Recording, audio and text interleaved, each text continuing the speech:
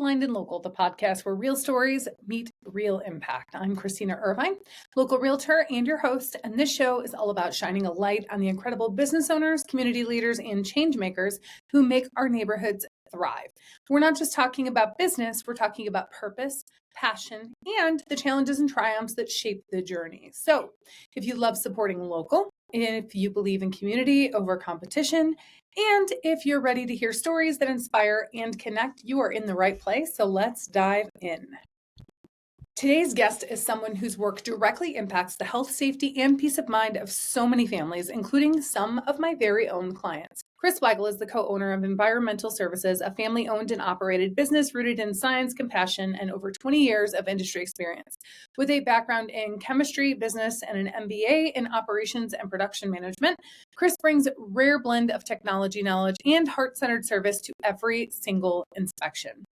Kris and her husband know firsthand the importance of protecting what matters most, our families. As parents themselves, they understand the emotional and physical toll environmental hazards can have, especially when they're invisible to the eye, like radon, mold, and asbestos. That is why they've built a company that leads with education, integrity, and unwavering dedication to helping people breathe easier.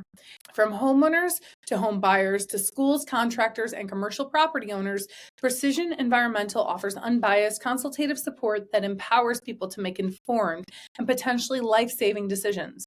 And today we're going to talk not just about the dangers of things like radon and mold, but about why this work is so personal and so essential. Well, welcome to the podcast, Kris. We're so excited to have you. Thank you. It's a pleasure to be here today. Yes, it's so fun to do these with people who we have longstanding relationships with and who we, already know that they're people that we would gladly send our clients to. And then in something that is already provides so much value to people outside of above and beyond that, it's just really, really incredible. So why don't we start with saying who your business is, what you do, and why you do it? Sure. My name is Kris Weigal. I'm owner of Precision Environmental Services. We're based out of New Lenox, and we do radon, mold, asbestos, and indoor air quality testing. The reason we started getting into this is we had a home inspection business. My husband recently retired after 20 years, and we continue to build on these ancillary services. And about 5, 6 years ago, we decided to spin off the company as independent testing company. And our business has escalated throughout the years because there's more and more homeowners, independent of home inspections, that are interested in doing these tests to ensure that they're safe inside their own home. Yeah. Now you're somebody I definitely consider a great business owner, and any great business owner knows that the real value to any business is the size of the problem you solve. And so what was the value or the need that you saw that made you go, we need to start the second company? Well, there's two needs. First of all, our company Assure Home Inspection, we were also doing radon mitigation. So in the state of Illinois, if you test for radon, the same company cannot mitigate, and the other way around. So that's one of the reasons why we spun it off. But also we felt that there is a large unmet need by the community, and we wanted to make sure that we not only expanded our services, but spend a lot of time educating the community about how important it is that you test your own home, because many times we're not feeling well. In fact, our indoor air quality is 2 to 5 times more polluted than the outside. And we spend about 90% of our time indoors. So why not make the best of it and understand and diagnose what your indoor air quality has, what contaminants may not be good for you, and maybe making you feel not up to snuff like you should be, and work hard to figure out what it is and investigate it so you can feel better. Yeah, I think it's really interesting. And I don't know much about that. Like I haven't needed to, but because obviously we're now having to re-record this, after we recorded last time, I went home and I was telling my partner, I was like, I did this podcast interview today and, I really haven't been feeling great. And I think we might need to do an air quality test because I feel like when I get more fresh air, I feel great. And so it really is kind of a concern for me. And it was like that before this, but we also do 3D printing now. We have an online gift shop. And so we have 4 3D printers burning plastic in the house all day. And he's like, well, that's why. I was like, oh my God, like you didn't tell me you were trying to kill me with these things. And so obviously now we're like taking it seriously and looking into options for that, to minimize the amount of toxicity that we're bringing into our home, which will be really interesting to figure out. But it was definitely something I was experiencing prior. And so that what that brings to mind for me is sharing with other people like what they should be aware of. Obviously, we know, radon testing when you're buying or selling a home and those time frames that we talked about after that, but even just general air quality tests, what should people be watching for and why? Mm. Mhm. Let's start with radon. Yeah, First of sure. all, in the state of Illinois, everyone should test for radon. And I mean this very seriously. Everyone should test for radon. There's no exceptions. In fact, I just found out some statistics yesterday, updated from 2024 in the state of Illinois. The average radon level in a home in the state of Illinois is 5.1, and they term 4.0 and above is terms for radon mitigation. Average is 5.1. Average. And actually, I thought it was about a third of the homes test high for radon, and actually, it's about 45% of the homes in Illinois test high for radon. I just found this out. This is 2024 statistics from the state of Illinois Emergency Management Agency. So it's something to take very serious. People think that it doesn't affect them. That's wrong. It doesn't matter if you have a home on a basement, concrete crawl, gravel crawl, or slab foundation. You have equal chances of having high radon. We see it every week. We've even recently, about now, it's a month ago, we had a radon test on a third floor condo, and it tested at about 8. So it doesn't matter if it's a condo, a townhouse, on a slab, you can have high radon. Yeah. You guys now remind me, your current company, you test for radon only or you mitigate radon also? We only test for radon, so we Okay. only do radon, mold, asbestos, and indoor air quality testing. But Yeah. we had a radon mitigation company that my husband retired from, so we are truly experts, so we could consult Yeah. people what it would take and what's necessary for radon mitigation. For people who don't do what I do or what you do for a living, what is radon and why does that matter?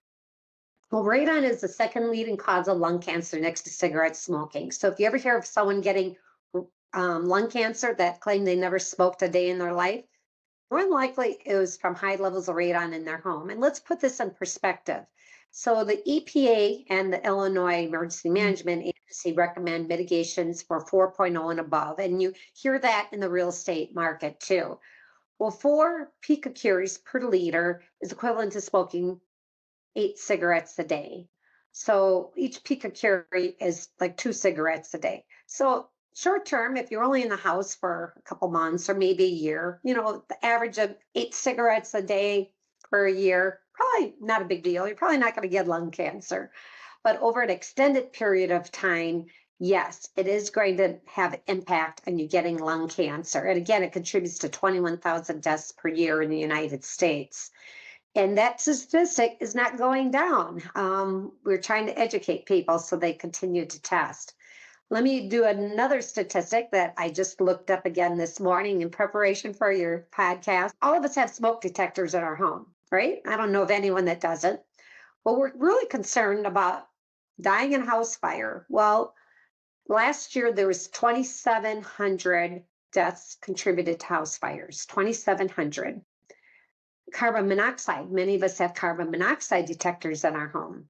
That Mhm. contributed about 2,100 deaths per year in the United States last year. Radon induced lung cancer in the United States contributed to 21,000 deaths per year, basically 10 times the amount of either of those two causes. So, why are you not testing for radon when you are concerned about safety and have smoke detectors and carbon monoxide detectors in your home? You should be testing for radon also. Yeah. Testing is so much more affordable than mitigating. And I always just recommend people mitigate also. Like I told you this story before, but my ex-father-in-law, my ex-mother-in-law passed away before I even met my husband. My ex-father-in-law passed away shortly after we started, we were briefly married at the time he passed. And when we sold their house, they had insanely high, which don't even touch some of the things you told me you've seen, but like 30 something level of radon.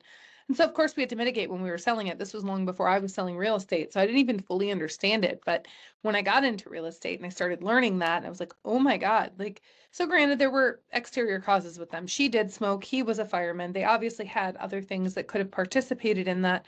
But when you have two people to die of the same thing that lived in the same house, like I can't help but go, that played a role. Like that for sure played a role. For people who don't know what radon is, like more specifically, what is it and why is it? Like we know it's harmful to them because it's the second leading cause of lung cancer, but what is the actual substance that we're concerned for that causes the lung cancer? Well, I love that question because I'm a chemist by education, so I love Yes. talking chemistry. So, radon gas is a radioactive decay product of uranium. Okay. And in the state of Illinois and many other states, there's a uranium vein that runs in the ground. And what happens is that uranium decays into radium and then decays into radon, which is a gas. It comes up through the cracks and crevices of your home, where the wires come into your home, the sump pump, and everything else. And it's a gas that you inhale, and it's like cigarette smoking. It can affect your lungs. In fact, when you speak about your ex father in law and mother in law, if you are a smoker, that actually doubles your chances of having radon induced lung cancer. And same with children. If you think of the respiration rate of children or babies is pretty much twice of what it is for us adults. So that means that they're inhaling twice as much air and they're also twice as prone to getting radon induced lung cancer, which is very sad for those people that have children. Oh, that's really sad. Okay, so in addition to radon, because while radon may be the star of the show in so many ways, it's not the only thing we're concerned about when it comes to air quality in our homes. So, what are some of those other substances that we should maybe have checked? Well, outside of radon, Mm. which is again contributing to lung cancer, mold and indoor air contaminations just make us feel not good. If you're wondering why you feel worse inside your own home than if you're somewhere else, more than likely it's your indoor air quality. Mold many times can be our home. We might see it. Okay, that's an easy thing to resolve. You can get it mitigated, but sometimes it's there and we cannot see it. It's behind a wall where there might be water or some moisture intrusion. Maybe we're not extending our bathroom exhaust fans or not proper ventilation up in the attic of a home. That can be mold. And if you look at the symptoms of mold, it can make you feel just very tired and lethargic, head fog, you know, just coughing, asthmatic, and so forth. And a lot of times people think they have asthma, it might be mold spores in their home. So we not only test, but we investigate. We'll go look at the areas that might be suspected for having high moisture intrusion, and we'll look at those. We see something, we swab it. If we don't see something, we can still grab air samples, send them into our accredited lab and get definitive results to see if it has mold, elevated levels of mold, and what type of mold. Another test we do is indoor air quality. We just started doing that in the last year or two. And that not only takes an air particulate, which would go on beyond mold, but also other air particulate and contamination, volatile organic compounds, which is probably what you're talking about, and your plastics. The chemist in me comes out here, and that is off gassing from anything from building materials, could be your paint, your insulation. We all love luxury vinyl flooring. Well, when it's new, those emit VOCs, other building materials, carpet, might be cleaning chemicals, it might be your 3D printer. A lot of things that we love that are new that seem to smell good can make us feel bad too. And so we test for that carbon monoxide, which a lot of us have carbon monoxide detectors, and carbon dioxide, which is sick home syndrome, which means we're just inhaling the same stale air over and over again. So we test for those, give you an analytical report, and then we can figure out what a good solution is for taking care of those in the future. Yeah, you told me a story last week about when you first purchased your new construction home in Mokina, I believe, right? It was new Right. construction. Okay. You said like 7 years ago or whatever. Can you tell that story again? Because that was a really, really valuable story. Yes, that's before we started doing the indoor air quality testing. We were doing other kinds of testing. And my daughter went to college. So I was using her bedroom as my office during the day. And we had new flooring, new carpet, everything. And more than anything, it was new furniture, the headboard, the desk, the dressers, and everything else. And I just Mhm. was not feeling good. And I'm pretty tolerant. I'm one of the healthiest people I know. And I was just feeling tired, lethargic. I had this weird taste in my mouth, a dizzy. My stomach was just a little bit queasy. And I thought to contact a company that did indoor air quality testing, and they put their monitoring device in that bedroom for a few days, and my VOCs were off the chart. And I thought about all the chemicals I was inhaling. And again, I'm the chemical industry. I feel better living through chemistry, but not when you're feeling like that. And it was great. I called our HVAC company and they installed the air scrubber and everything was fine. And, things worked out good. And that inspired me to do indoor air quality testing. Now, what was it about those new furniture and the new home and all of the things that you think affected those VOC levels for you?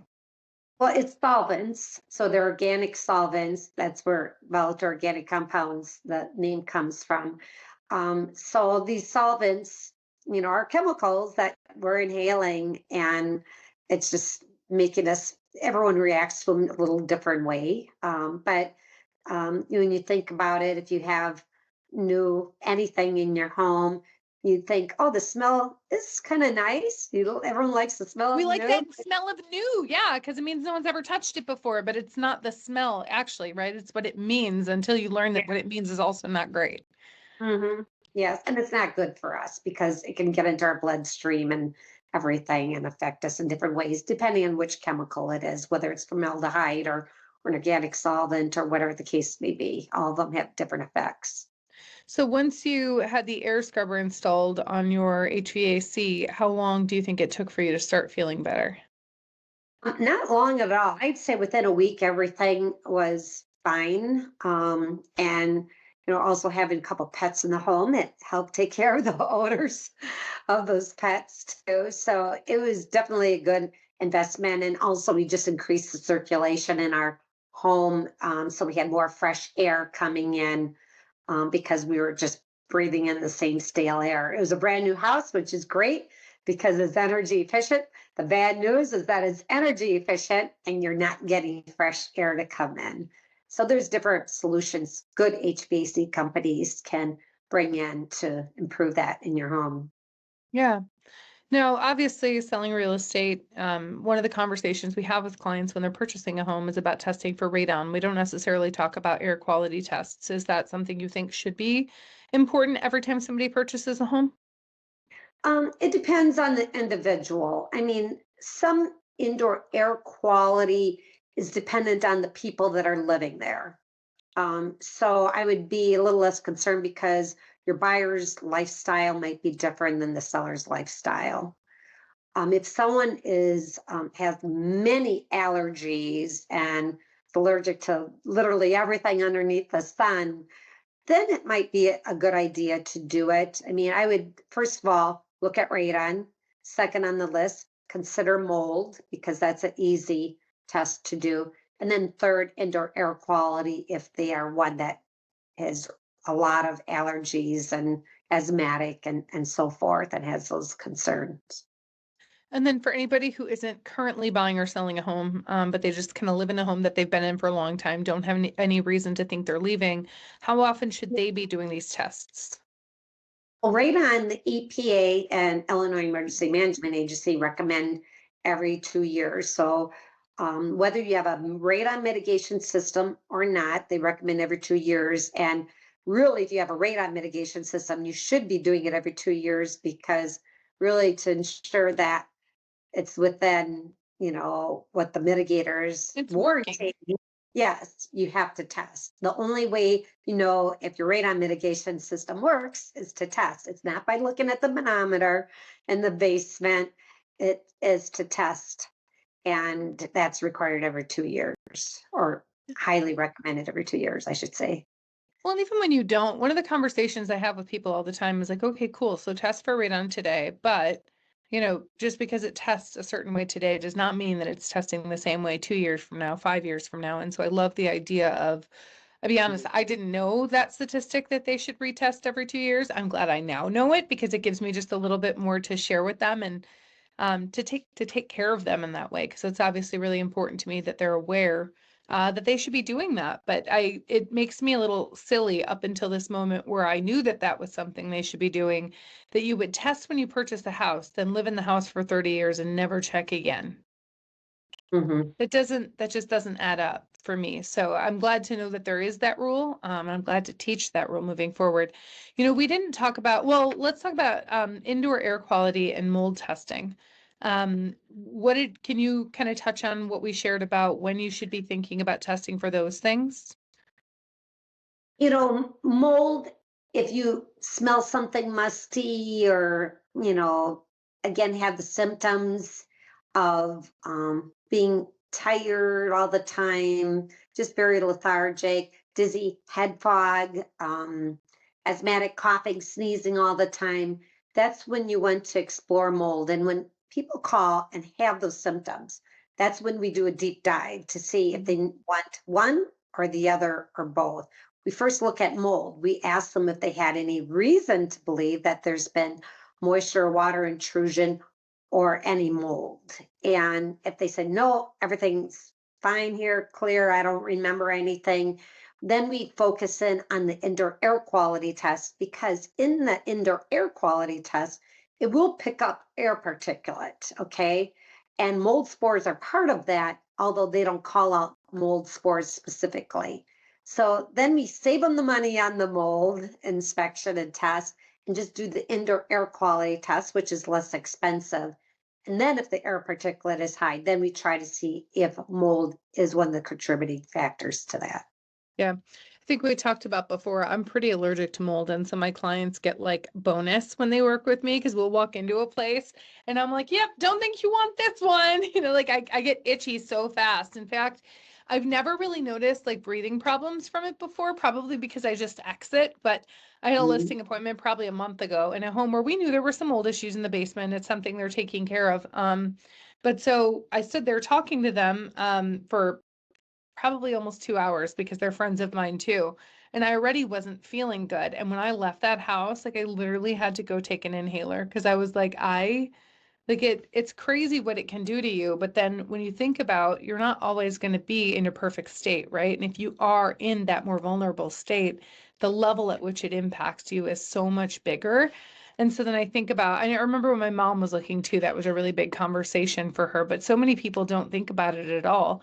And so, yeah, for people who either have breathing problems or again, just thinking about, the scenarios that can come up where you are more vulnerable, how many times those things can show up. There's one thing we didn't talk about today that I learned quite a bit about from you last week when we did this, and that was asbestos. Yes, well, asbestos containing building materials are still around. I mean, it was more prevalent years ago, but not every house is, Hmm. only 10 or 15 years old. And depending on where those building materials came from, if they were imported, they potentially still could contain asbestos, because asbestos is a great material. So, as far as asbestos is concerned, if you're not going to disrupt it, or we call it, it's not friable, you're okay. If it's under one layer of flooring underneath your kitchen, you're probably going to be okay. It's when you plan on disrupting that. So if you plan on remodeling, taking up that kitchen flooring, it could be in vermiculite insulation, it could be in pipe wrap, it could be a pop curtain ceiling. As long as it's not friable, it's okay. But once you plan on disrupting that, yes, you do want to test, because then again, you can get cancer from that, as we know well. And it isn't just a thing of the past. We do asbestos testing every week. Which is really crazy because that was one of the things that surprised me the most. I was like, "What?" Like I know it shows up. I see it on inspections, but it's always old materials. It's those 8x8 tiles or they're wrapped on some kind of plumbing or whatever. But I to think that it's still in some of today's materials, you think like, "Oh, it's new, I'm safe." Okay, guess not. That was interesting to learn. I had one, and I thought about this after our call. So I don't know what you said vermiculite insulation. Is that the word? Okay. So I don't know what that is. Is that the loose insulation? Yes. Okay. Kind of gravelly looking. Yeah, so I have had that come up in some inspections before, and I think one of the biggest concerns with it were, and it's been a while, so I don't even remember what that turned out like or what it looked like at this moment, but obviously it's loose already. So like what is something a homeowner can do? Like if it's a home that somebody either one already lives in or two decided I'm buying it regardless, is that an issue? Do they have to have somebody come take it out? Can they cover it with new insulation just like you can kind of do with flooring? What's the thought on that? As a homeowner, you can do anything you want, and you can even go up there and remove it yourself. There's no law that prohibits you from mitigating Right. your own mold or mitigating your own asbestos. But if you don't plan on disrupting it or being exposed to it, then you don't need to worry about it. But there's a chance, yes. And keep in mind, not all vermiculite contains asbestos. Not all popcorn ceiling or 8x8 tiles contain asbestos, but they could be. And one thing to note for you and other real estate agents is that if a home inspector is not licensed in asbestos, not licensed in mold, the only way to know if you have either of those two is to test. You can't say, oh, there's mold up in the attic. Well, you don't know until you test. It might be dormant mold. It might not be mold. It's just you can state that as suspected, Right. but you can't just state definitive asbestos or mold unless you test. Or realtors who are working with clients who maybe come across some of these concerns in their inspections. What's the best advice you can give them? Well, my number one advice is radon, radon, radon. Especially or invariably, if your client is buying a home in Will, DuPage, Kankakee County, and South and West Cook counties, test for radon. I don't understand why anyone would not only from a health standpoint, as I already discussed, but also, it's not a given, but it's a safety concern. So potentially could be a negotiable in the purchase of the home. And radon mitigations start at probably about $1,500 and can be several $1,000s depending on if there's a gravel crawl space or whatever the case may be. So not only is it going to cost them down the line when they go to sell their home, but it's a safety concern. I have had realtors that have come back and they have had clients that down the line have had radon induced lung cancer. And boy, did they feel bad that they didn't try to convince their client to spend whatever it is, 200 or 225 for a radon test when they purchase the home. It's such an insignificant price to pay when you're purchasing a home. Yeah, when you're talking about something that impacts your life in that big of a way, right? Like even if you can recover, it's life altering. Mhm. Okay, so before we close out, you did share that you had some offers that you'd like to share with our listeners. Well, we have a couple of them. First of all, we call one 25 for you and your neighbor. A lot of times we drive down our street and we see somebody has a radon mitigation system. Well, if they have one, there's a good chance that there's radon in other homes in the subdivision. So we want to inspire people to test for radon. So if you schedule it at the same time as your neighbor, you both get $25 off because we're doing them at the same time. So that's one. Another one we have is we give discounts for multiple testing. So we give $50 off for two tests and $75 off for three tests if you do mold and indoor air quality at the same time or indoor air and radon at the same time. We give discounts for that too. So those are just some things we have coming up. And more than anything, we'd love to talk to you and just call us. You're not sure if you need to test, if you need to be concerned, call. Let's just talk through it. We're around 7 days a week. My husband Russ is retired, so he misses working 80 hours a week, so we'd love to talk to you. But we just wanted to educate you so you're making the right decisions and you and your family are staying healthy. Realtors, we have a $25 Amazon gift card for all of your referrals to Assure, to Precision Environmental Services. Yeah, So which was not a raffle entry. I thought that was a really cool gift. That's not something we often get offered, and we get lots and lots of sales calls. So to have someone go, "Hey, we'll help your clients, and by the way, here's this for letting us help." So, thank you yeah, for offering that, and thank you for what you do and for everything you've taught me. This has been a really, really fun one. I'm sorry we had to redo it, but definitely thank you for being on the podcast. I loved it. It's so fun to talk to you, and You I see too. your passion for real estate, and your enthusiasm is just contagious, and this is why you're Oh. really successful.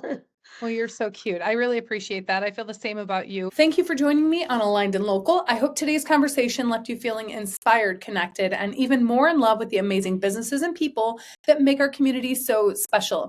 If you enjoyed this episode, please subscribe, share, and leave a review. Your support helps spread these stories even farther. And remember, when you're looking to buy, sell, or refinance, or just want to connect with a network of amazing local businesses, I'm always here to help. Let's keep elevating local voices and strengthening our community together.